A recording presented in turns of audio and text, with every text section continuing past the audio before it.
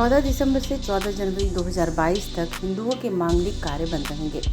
ऐसा खरमास के कारण होगा। हालांकि खरमास की तिथि को लेकर विद्वानों में मतभेद है। कुछ पंचांग के अनुसार खरमास का आरंभ 14 दिसंबर से हो रहा है, जबकि कुछ 16 दिसंबर से खरमास की शुरुआत बता रहे हैं। हालांकि विवाह और अन्य मांगलिक कार्य 14 तारीख से बंद हो जाएंगे। चतुर्मास की तरह खरमास में भी कोई मांगलिक कार्य यानी शुभ कार्य नहीं किया जाता है। मुंडन और गृह प्रवेश जैसे शुभ कार्य भी नहीं किए जाते। जब गुरु की राशि धनु में सूर्य प्रवेश करते हैं तब खरमास का योग बनता है। यह वर्ष में 2 बार लगता है। पहला धनुर्मास और दूसरा मीन मास कहलाता है।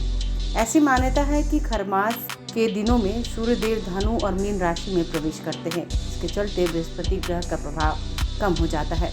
वहीं गुरु ग्रह को शुभ कार्यों का कारक माना जाता है। लड़कियों की शादी के कारक गुरु माने जाते हैं। गुरु कमजोर रहने से शादी में देर हो जाती है, साथ ही रोजगार और कारोबार में भी बाधा आती है। इसके चलते खरमास के दिनों में कोई शुभ कार्य नहीं किए जाते हैं। विवाह के लिए शुक्र और गुरु दोनों का उदय होना आवश्यक है। यदि दोनों में से एक भी अस्त होगा तो मांगलिक कार्य वर्जित होते हैं। वर्ष 2022 में 23 फरवरी को गुरु अस्त होंगे और 26 मार्च को उदय होंगे। 6 जनवरी को शुक्र अस्त होंगे और 14 जनवरी को उदय होंगे। इसके अलावा 1 अक्टूबर को शुक्र अस्त होंगे और 25 नवंबर को उदय होंगे। इस कारण से सगाई, मुंडन, शादी, नामकरण, यज्ञोपवीत, गृह प्रवेश आदि नहीं किए जाएंगे। नए घर के निर्माण और नए व्यापार का आरंभ भी नहीं किया जाता है। लोक कथाओं के अनुसार खरमास को अशुभ माह मानने के पीछे एक पौराणिक कथा बताई जाती है। खर गधे को कहा जाता है। धार्मिक मान्यताओं के अनुसार मार्कंडेय पुराण में कहा गया है कि एक बार सूर्य अपने 7 घोड़े वाले रथ को लेकर ब्रह्मांड की प्रक्रिया करने निकले। धार्मिक मान्यताओं के अनुसार मार्कंडेय पुराण में कहा गया है कि एक बार सूर्य अपने 7 घोड़े वाले रथ को लेकर ब्रह्मांड की परिक्रमा करने निकल पड़े थे।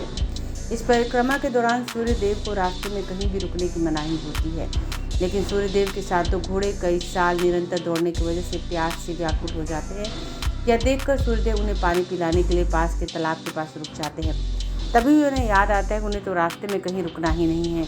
उसके बाद वे कुंड के पास कुछ गधों को अपने रथ के साथ जोड़कर आगे बढ़ जाते हैं, जिससे उनकी गति धीमी हो जाती है और इसी वजह से खरमास को अशुभ मास के रूप में देखा जाता है।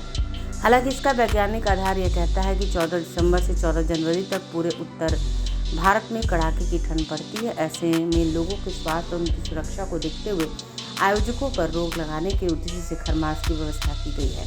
खरमास का महीना दान और पुण्य का महीना होता है। मान्यता है इस माह में बिना किसी स्वार्थ के किए गए दान का अक्षय पुण्य प्राप्त होता है।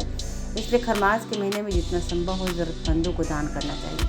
ये महीना भगवान विष्णु और श्री कृष्ण की विशेष पूजा का माह होता है। ऐसे में आप नियमित रूप से गीता का पाठ करें, विष्णु सहस्त्र नाम पढ़ें और श्री कृष्ण और विष्णु भगवान के मंत्रों का जाप करें। खरमास में तुलसी की पूजा करने से लाभ मिलता है। शाम के समय में तुलसी के पेड़ के सामने घी का दीपक जलाना चाहिए। ऐसा करने से आपके जीवन की परेशानियां कम होती हैं। खरमास के दौरान रोजाना सुबह सूर्योदय से पूर्व उठना चाहिए और सूर्य को जल देना चाहिए। मान्यता है कि इस दौरान सूर्यदेव कमजोर होते हैं, ऐसे में उनकी पूजा करना शुभ माना जाता है। खरमास के महीने में गौ सेवा का विशेष महत्व है। इस दौरान गायों का पूजन करें, उन्हें हल्दी का तिलक लगाकर गुड़ चना खिलाएं, हरा चना खिलाएं और श्री कृष्ण की विशेष कृपा बनी होती है।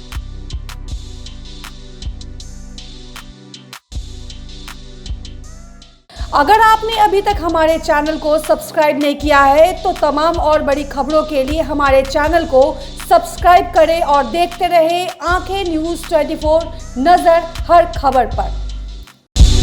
क्या आप पत्रकारिता के क्षेत्र में अपना कैरियर बनाना चाहते हैं? तो आज ही Royal Ashoka Institute of Mass Communication and Journalism में अपनी जगह सुनिश्चित करें।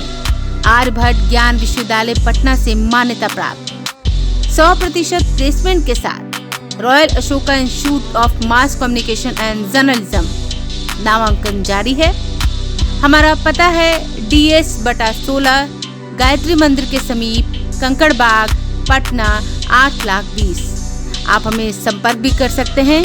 हमारा मोबाइल नंबर है 9955456126।